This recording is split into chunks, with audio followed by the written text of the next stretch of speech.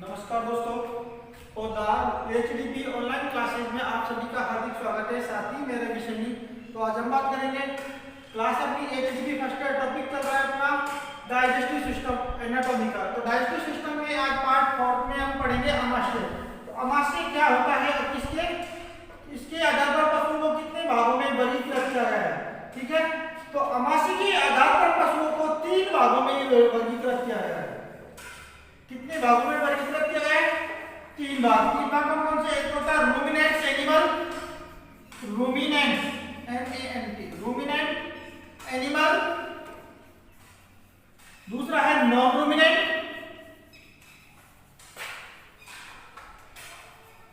और तीसरा है सूडो रूमिनेंट। अब रूमिनेंट, नॉन रूमिनेंट और सूडो रूमिनेंट 3 श्रेणियों में वर्गीकृत किया गया है। रूमिनेंट एनिमल कौन से हैं? वे पशु जो जुगाली करते हैं तथा आमाशय के 4 भाग होते हैं। कितने भाग होते हैं? 4 भाग। मतलब रूमिनेंट एनिमल कौन से होते हैं? वे पशु जो भोजन करने के पश्चात भोजन को आमाशय में संग्रहित कर लेते हैं तथा भोजन कंप्लीट होने के पश्चात आमाशय में उपस्थित भोजन को अपने मुख में लाकर जुगाली करना। ठीक है, तो जुगाली कौन से करते हैं? Ruminant animal. और जुगाली करने की विधियों जो किसके द्वारा संपन्न होती है? डाइजेस्टिव विधि द्वारा संपन्न होती है। तो इन पशुओं की आमाशय कितने भाग होते हैं? 4। कौन कौन होता है? रूमन, दूसरा होता है रेटिकुलम।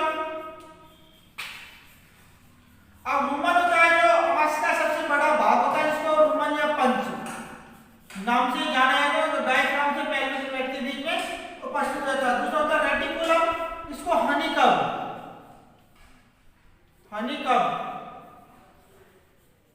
मतलब ये जाली की संरचना के समान होता है, मधुमक्खी की संरचना के समान होता है, इसलिए उसको किस नाम से जाना जाता है? हनीकम नाम से भी जाना जाता है। दूसरा होता है ओमेगम,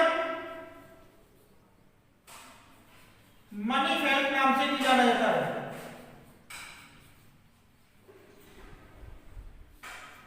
लास्ट होता है अबोमेजम, इसको ट्रोस्टोमक नाम से जाना जाता है। अब देखते हैं रूमिनेंट एनिमल होते कौन कौन से, इसके एग्जांपल। तो गाय, भैंस, भेड़, बकरी आदि, ये सारी कौन से होते हैं? रूमिनेंट्स एनिमल की श्रेणी में आते हैं, जो क्या करते हैं? जुगाली करते हैं तथा आमाशय के 4 भाग होते हैं। ठीक है, इनको हर्बीवोर्स की श्रेणी में रखा गया है। हर्बीवोर्स मतलब अब आमाशय के आधार पर तो पशु कितने प्रकार देते हैं? 3 प्रकार के। उत्पत्ति और खाने पीने के आधार पर पशु कितने प्रकार देते हैं? वो भी 3 ही प्रकार देते हैं खाने पीने। कौन कौन से? कार्निवोरस, हर्बीवोरस और ओमनिवोरस। ये किसके आधार पर होते हैं? खाने पीने और चारे के आधार पर। ठीक है, तो कार्निवोरस वे पशु जो ओनली मीट खाते हैं, मतलब भोजन के रूप में ओनली मीट का उपयोग करते हैं, वो तो कौन से होते हैं?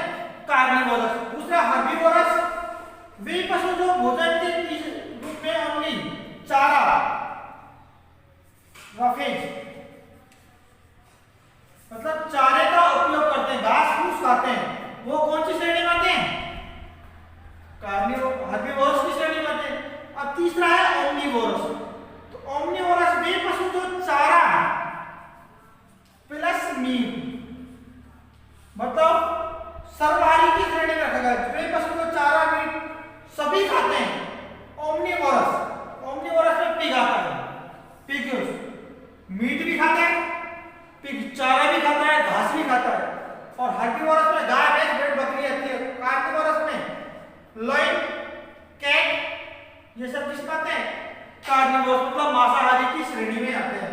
दूसरा है नॉन रूमिनेंट एनिमल, वे पशु जो जुगाली नहीं करते हैं तथा आमाशय का भी केवल एक ही भाग होता है, ट्रोस्टोमक सत्य आमाशय होता है इसका, या अपोमेजम भी बोलते हैं। इस अपोमेजम में 3 पार्ट होते हैं, लेकिन इसके कार्डिक, फंडिक और पोलरेट। इस सत्य आमाशय के 3 भाग होते हैं। ठीक है, होता एक है ओनली सत्य आमाशय जुगाली तो करते हैं लेकिन इसके आवाज का एक भाग अनुपस्थित होता है। अब इसमें तो कौन सा था, हॉर्स, डंकी, ये किस्मत है नॉन डोमिनेंट, ठीक है। सूडो डोमिनेंट वे पशु जो जुगाली करते हैं तथा आवाज का एक भाग अनुपस्थित होता है। तो सबसे पहले एब्सेंट पार्ट हो जाते हैं। एब्सेंट पार्ट होता है ओमेजम, ओमेजम अनुपस्थित होता है। तो अनुपस्थित कौन कौन सा होता है, रुमन, रेटिकुलम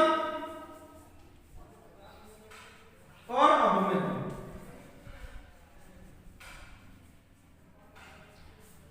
ठीक है। तो इसका एग्जांपल होता है ऊंट और लामा, ऊंट और लामा, ठीक है दोस्तों। तो इतना समझ आ गया। आमास की तरह आमास की अलग पशु तीन प्रकार के, रूमिनेंट, नॉन रूमिनेंट और सूडो रूमिनेंट। रूमिनेंट एनिमल वे पशु जो जुगाली करते हैं तथा आमास के कितने भाग होते हैं, चार भाग होते हैं, रूमन, रेटिकुलम, ओमेजम और अबोमेजम। होते कौन से, गाय, भैंस, भेड़ और बकरी, इसका एग्जांपल हो गया। दूसरा है नॉन रूमिनेंट वे पशु जो जुगाली नहीं करते तथा आवाज का केवल एक ही भाग होता है। तो ट्रोस्टोमट या सकते हैं आवाज के नाम से जाना जाता है। कौन सा आता है, हॉर्स और डंकी आता है। सूडो रूमिनेंट की श्रेणी में कौन सा था, वे पशु जो जुगाली तो करते हैं लेकिन आवाज का एक भाग अनुपस्थित होता है। यहाँ एक क्वेश्चन बनता है, सूडो रूमिनेंट एनिमल में खालिस्तान भाग अनुपस्थित होता है तो कौन सा भाग अनुपस्थित होता है, ओमेजम पार्ट एब्सेंट होता है। कौन सा होता है, ओमेजम भाग अनुपस्थित होता है। तो सूडो रूमिनेंट एनिमल होता कौन सा है, ऊंट और लामा। कौन सा होता है, ऊंट और लामा। अब ओमेजम पार्ट में क्या होता है, भोजन में उपस्थित पानी का सबसे ज्यादा अवशोषण किसमें होता है, ओमेजम में। तो ऊंट में ओमेजम पार्ट अनुपस्थित होता है, इसलिए ऊंट लंबे समय तक पानी को धीरे धीरे भोजन से एब्जॉर्ब करता हुआ रहता है, इसलिए ऊंट को पानी की आवश्यकता कम पड़ती है अन्य पशुओं की तुलना में, ठीक है। तो ये होगा, समझ में गया ना। पर इसमें आमाशय, फर्स्ट का रूमिनेंट, स्टोमक, आमाशय।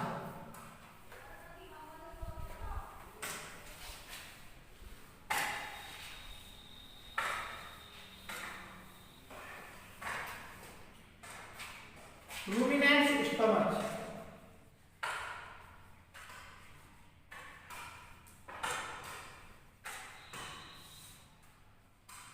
Ruminant, stomach.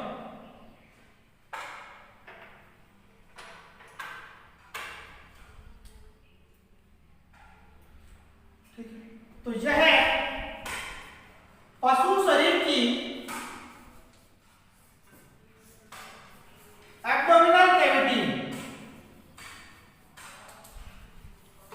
Abdominal cavity, abdominal cavity पेट की गुहा का सबसे बड़ा भाग घेरे हुए रहता है।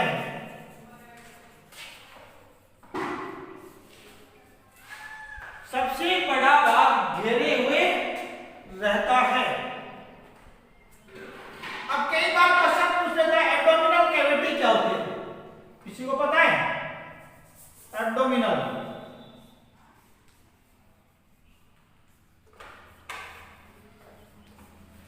तो एब्डोमिनल कैविटी, पेट की गुहा कहां से स्टार्ट होती है, यह प्राणी शरीर में पाई जाने वाली सबसे बड़ी गुहा होती है जो थोरेसिक रीजन से प्रारंभ होकर पेल्विक इनलेट तक उपस्थित रहती है। कहां से होती है, थोरेसिक रीजन से प्रारंभ होकर पेल्विक इनलेट तक उपस्थित रहती है, एब्डोमिनल कैविटी कहलाती है। इंपॉर्टेंट होता है, मैंने एग्जाम में इसका क्वेश्चन भी आता है, डेफिनेशन पूछी जाती है एब्डोमिनल कैविटी क्या होता है, ठीक है।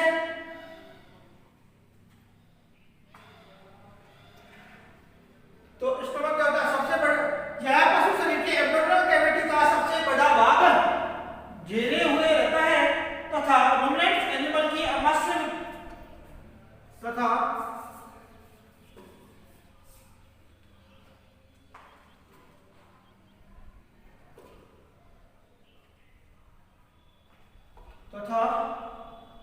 रूमिनेंट्स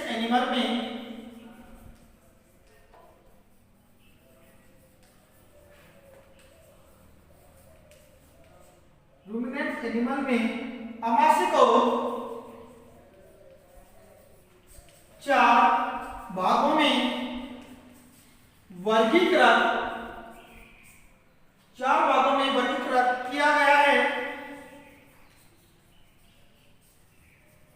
चार भागों में वर्गीकृत किया गया है तथा आमाशय के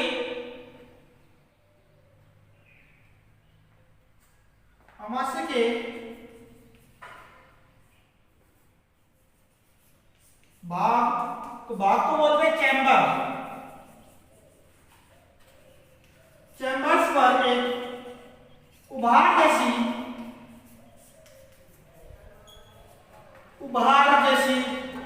मतलब ग्रो, उभार जैसी ब्रैकेट में ग्रो संरचना पाई जाती है। उभार जैसी संरचना पाई जाती है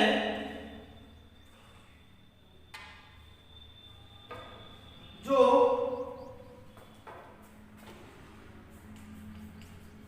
आमाशय के चारों भागों को आपस में पृथक रखने का कार्य करती है।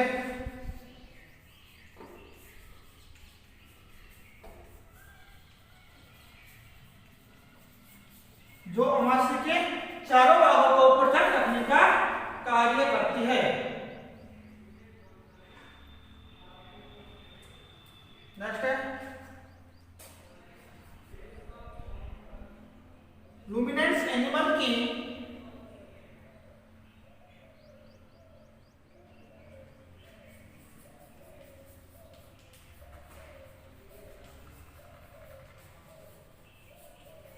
आमाशय की संग्रहण क्षमता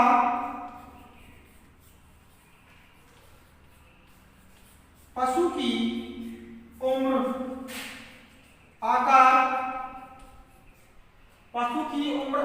नस्ल आदि पर निर्भर करती है। उम्र, आकार, नस्ल आदि पर निर्भर करती है। ठीक है। नेक्स्ट है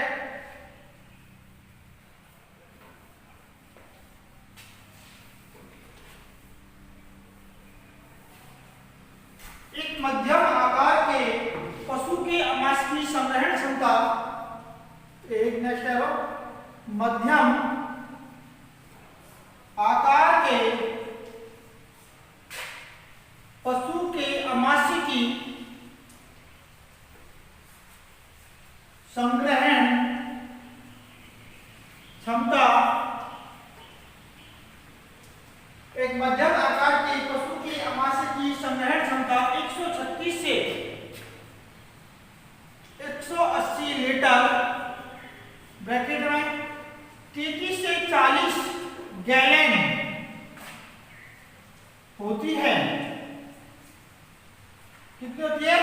संग्रहण क्षमता 136 से 180 लीटर मतलब 30 से 40 लीटर होती है।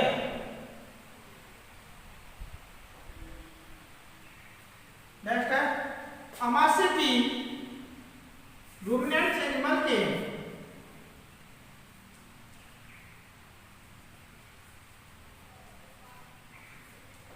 आमाशय की कुल संग्रहण क्षमता का लगभग 80% रोमन में, 80% रोमन मतलब टोटल 100 का 80% तो रोमन में संग्रहित होता है, 5% रेटिकुलम में होता है,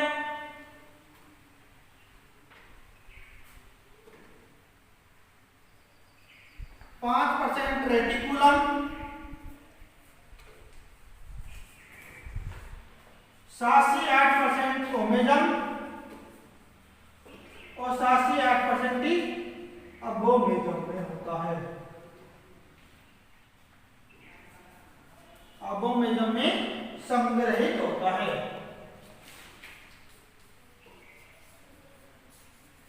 हो गए ना 100, 80, 5, 85 और 15 100। ठीक है। अब नेक्स्ट है आमाशय की संरचना, रूमिनेंट्स एनिमल की स्टोमक की संरचना। Structure of ruminants animal.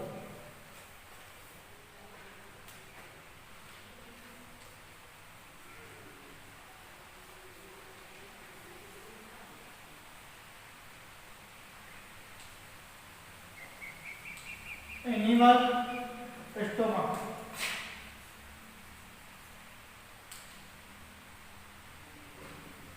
Structure of ruminant animal.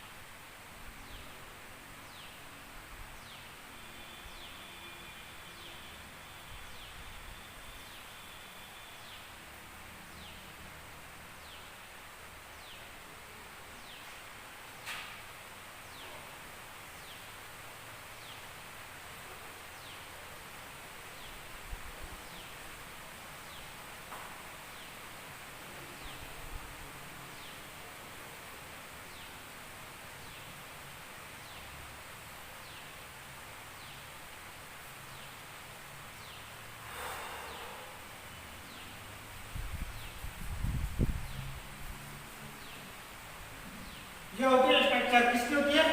Ruminants animal stomach. किसकी होती है? रूमिनेंट्स एनिमल के अमाशय। ठीक है, ये वाला पार्ट होता है इसका रूमन। इसको बोलते हैं dorsal of rumen, dorsal of rumen, ventral of rumen, ventral of rumen, oesophagus,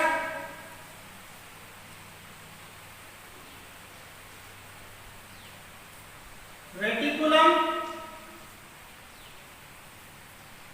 omasum, और जो होता है अबोमेजम। और यहां से स्मॉल इंटेस्टाइन स्टार्ट हो जाती है, डुडेनम होता है। क्या होता है? डुडेनम। उसको बोलते हैं डोर्सल ग्रोव ऑफ रूमन।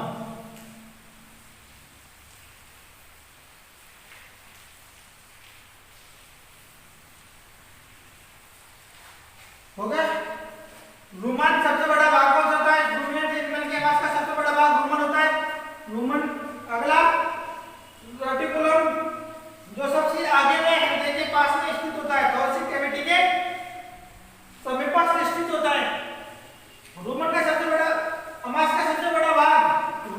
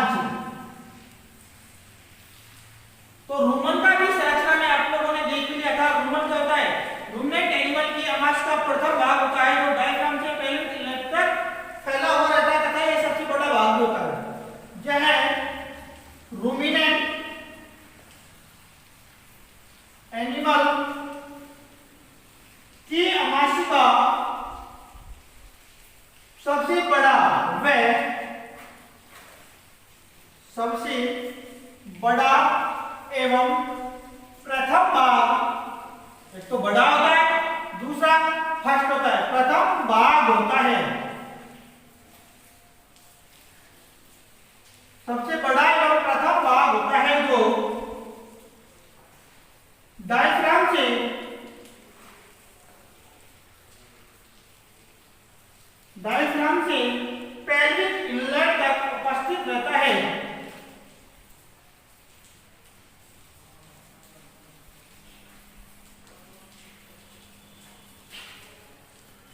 अब यहाँ दोस्तों यहाँ आपने दो वर्ड आ गए, तो डायफ्राम हो गया और दूसरा है पेल्विक इनलेट। अब ये डायफ्राम और पेल्विक इनलेट होता क्या है, इसके बारे में हमें कुछ अभी तक तो समझ नहीं आया होगा। क्या होता है, क्या और इसका कार्य क्या होता है। तो डायफ्राम क्या होता है, थोरेसिक कैविटी में लंग्स के चारों ओर या थोरेसिक कैविटी के चारों ओर पाई जाने वाली गुंबदाकार मांसपेशी युक्त संरचना जो थोरेसिक कैविटी और एब्डोमिनल कैविटी को विभाजित रखने का कार्य करती है, डायफ्राम कहलाता है। दूसरा पेल्विक इनलेट यह है एक मांसपेशी युक्त संरचना होती है जो एब्डोमिनल कैविटी और पेल्विक कैविटी को विभाजित या पृथक रखने का कार्य करती है। इसके सुपर के एब्डोमिनल कैविटी और पेल्विक कैविटी को पृथक रखने का कार्य करती है। तो ये पढ़ लिया।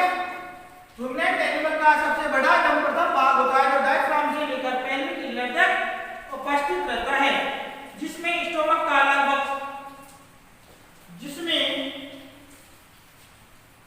आमाशय का लगभग 80% लिक्विड या चारा संग्रहित होता है। 80% लिक्विड स्टोरेज रहता है,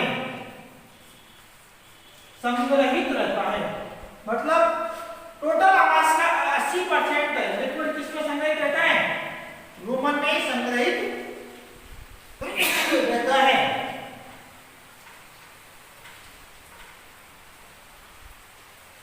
नेक्स्ट है रूमन की आंतरिक संरचना पर एक ग्रोव उपस्थित रहती है। ग्रोव मतलब उभार जैसी संरचना पाई जाती है जो डोर्सल व वेंट्रल रूमन को विभाजित रखने का डोर्सल व वेंट्रल डोर्सल मतलब ऊपरी भाग और वेंट्रल मतलब निचला भाग। तो रूमिनेंट एनिमल के आमाशय में ये दो संरचना बन रही थी, ऐसी थी। तो ये जो ग्रोव होती है ना, ये कौन सी होती है, डोर्सल वेंट्रल, डोर्सल और वेंट्रल दोनों पार्टों को विभाजित करने का कार्य करती है। तो इसको कौन सा होता है, रूमिनल ग्रोव। कौन सी होता है, रूमिनल ग्रोव। ठीक है। डोर्सल व वेंट्रल रूमन को पृथक रखने का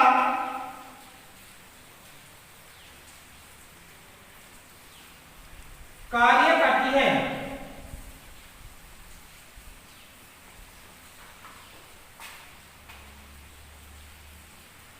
सॉरी, पृथक नहीं, विभाजित करने का, विभाजित। आमाशय रूमन होता है जो भाग तो एक ही होता है इसका, लेकिन इसमें जो मांसपेशी युक्त संरचना होती है उसमें क्या होता है, हल्का सा एक चैम्बर रूपी संरचना होती है, इसको विभाजन बोल सकते हैं। तो विभाजित करने का कार्य करती है। नेक्स्ट है रूमन में किसी भी प्रकार की पाचक ग्रंथि उपस्थित नहीं होती है। लिख लेना, क्योंकि रूमन में किसी भी प्रकार की पाचक ग्रंथि उपस्थित नहीं होती है, इसलिए भोजन का पाचन रूमन में नहीं होता है। क्या नहीं होता है, भोजन का पाचन रूमन में किसी भी प्रकार की पाचक ग्रंथि उपस्थित नहीं होती है, उपस्थित नहीं होती है। इसलिए रूमन में भोजन का के पाचन की क्रिया संपन्न नहीं होती है।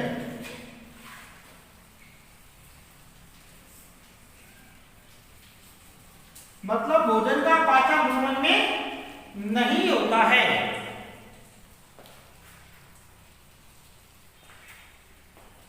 ठीक है दोस्तों, तो अगला पार्ट है अपना रेटिकुलम। अगला कौन सा है? रेटिकुलम। तो रेटिकुलम को अपन कल पढ़ेंगे। Reticulum oblique honeycomb. तो रेटिकुलम को अपन नेक्स्ट क्लास में पढ़ेंगे।